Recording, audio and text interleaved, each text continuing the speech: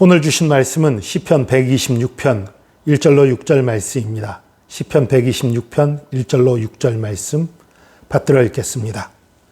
여호와께서 시온의 포로를 돌려보내실 때에 우리는 꿈꾸는 것 같았도다. 그때에 우리 입에는 웃음이 가득하고 우리 혀에는 찬양이 찼었도다.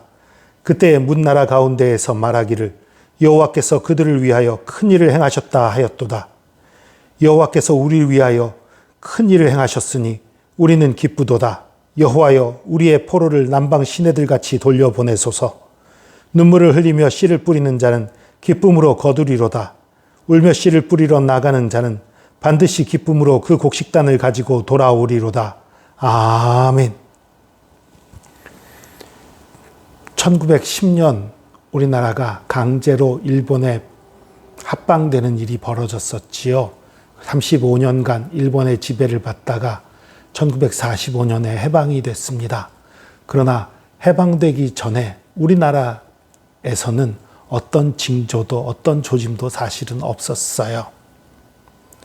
적군이 혹은 우리 편이 들어와서 전쟁을 벌이고 있었던 것도 아니었거든요. 한반도에서 전쟁이 일어난 건 아니었거든요. 그런데 갑자기 일본이 원자폭탄에 의해서 항복을 선언하면서 우리나라가 해방되게 되었지요. 해방되었을 때에 우리나라 사람들이 얼떨떨했을 거예요. 너무 뜻밖이었고 너무 놀랐어요. 그러나 이내 그것이 정말인 것을 깨닫고 거리거리 나와서 대한독립 만세를 외치었다고 해요. 오늘 본문 말씀은 그것과 비슷한 얘기예요. 이스라엘 백성이 바벨론의 포로로 잡혀가 있었어요. 단순히 식민지가 된 게 아니라 아예 포로로 고향을 떠나 다른 동네에 가 있었던 거예요.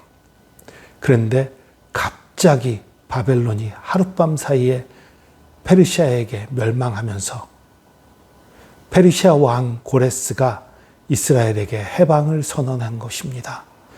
예루살렘에 돌아가서 너희 하나님을 위해 성전을 다시 지어라! 이런 칙령을 내린 거예요. 이 이스라엘 사람들 입장에선 이 꿈꾸는 것 같은 거예요. 도저히 믿어지지 않는 것 같아요. 그래서 꿈꾸는 것 같았다 표현하는 거예요. 그리고서 이내 이게 정말이라는 것을, 이게 사실이라는 걸 깨닫고서는 2절입니다. 우리 입에는 웃음이 가득하고 우리 혀에 찬양이 찼었도다. 그때 문나라 가운데에서 말하기를 여호와께서 그들을 위하여 큰 일을 행하셨다 하였도다. 여호와께서 우리 위하여 큰 일을 행하셨으니 우리는 기쁘도다. 그러니까 기쁨과 즐거움이 가득 차갖고 찬양하고 날뛰고 그러는 거예요. 이거 우리나라 사람들 해방됐을 때 대한독립 만세 하면서 막 거리로 나와서 환호했던 그런 것과 비슷한 것으로 생각하면 돼요. 그런 일이 벌어진 거예요. 근데 이건 더한 거예요. 우리나라는 그래도 자기가 원래 살던 곳에서 남의 나라 다스림을 받게 됐던 것, 그리고 35년인데요. 이 이스라엘은 그 2배인 70년인데 그것도 고향에서 끌려와서 머나먼 타국에서 그렇게 살았던 거예요. 이 기쁨이 비교할 수 없이 큰 거예요. 4절입니다. 여호와여 우리의 포로를 남방 시내들 같이 돌려보내소서. 포로에서 풀어줬다고 해놓고 포로를 돌려보내다는 이게 무슨 소리야? 예, 이건 지금요 풀려나서 돌아가는 중인 거예요. 아직 예루살렘에 도착 못한 거예요. 돌아가는 도중이니까 이렇게 말하는 거예요. 그리고 이 남방 시내들 같이, 이게 무슨 소리냐면 남방의 시내들, 이스라엘 남방의 시내들, 그쪽에는 건기에는 완전히 말라버리고 시내들이, 그리고 우기가 되면 막 시내가 차고 넘쳐서 막 물이 흘러 넘치고 범람하는 그런 일들이 벌어지는 그런 곳이 있었다고 그래요. 그걸 얘기하는 거예요. 그러니까 말랐다가도 다시 물이 차고 넘치는 것 같은 그 모습, 그것을 우리가 포로로 잡혀왔으나 다시 예루살렘으로 돌아가서 번성하는 것, 그런 걸 연상시키면서 우리를 다시 번성시켜달라고, 돌아가서 번성하게 해달라는 그런 의미가 담겨 있는 거예요. 5절 6절입니다. 눈물을 흘리며 씨를 뿌리는 자는 기쁨으로 거두리로다. 울며 씨를 뿌리러 나가는 자는 반드시 기쁨으로 그 곡식단을 가지고 돌아오리로다. 여러분, 이거 정말 놀라운 말씀이에요. 여러분, 이 울며 씨를 뿌리러 나가는 자는 눈물로 씨를 가지고 나가는 자는이에요. 사실을 직역을 하면 눈물로 씨를 가지고 나가. 왜 가지고 나가요? 뿌리러 가지고 나가는 거죠. 근데 이 원어상의 표현에는 반복적인 것을 말할 때 쓰이는 표현이 쓰였어요. 그러니까 계속해서 울며 씨를 뿌리러 나가는 자, 계속해서 울며 씨를 뿌리러 나가는 자에 대한 얘기예요. 한 번 울며 씨를 뿌리러 나가는 자가 아니라 계속해서 언제까지? 열매를 거둘 때까지. 여러분, 이거는요, 하나님 나라의 일에 대해서 상징하는 거예요. 하나님 나라를 위해 헌신하는 자들의 일들은 끊임없이 계속해서 아무리 힘들고 어려워도 불가능해 보이고 안 되는 것 같이 보여도 계속해서 순종해야 하는 것이고요. 계속해서 부르짖고 기도해야 되는 거예요. 물론 우리가 일하고 섬기는 것에 대한 얘기도 포함되어 있지만 보다 중점은 기도입니다. 정말 기도하다 보면요, 전혀 아무것도 안 되는 것 같은데, 정말 아무것도 안 되고 이루어지지 않고 포기해야 될 것 같이 느껴질 때가 얼마나 많은지 몰라요.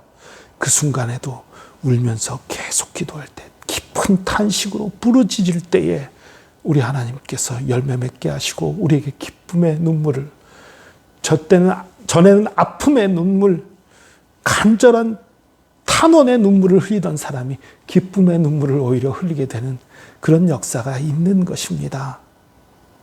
여러분, 하나님께 충성하고 하나님께 순종하다가 순종했는데도 왜 이렇게 안 되지? 충성했는데도 왜 이렇게 안 되지? 하는 순간들이 있을 거예요. 그 순간에도 계속해서 순종하고 계속해서 충성할 때에 하나님 역사하십니다. 정말 오랜 시간 기도하고 부르짖었는데도 계속 응답이 안 되고 될 듯 될 듯 하면서 안 되면 너무너무 힘들어요. 그래서 우리 눈에서 눈물이 마르지 않게 되는 일이 벌어져요. 그러나 그럼에도 불구하고 포기하지 않으면, 그럼에도 불구하고 주님을 의지하면 주님께서 반드시 역사하십니다. 열매를 거두십니다. 우리의 눈물이 변하여 기쁨이 되게 하시고 춤이 되게 하십니다.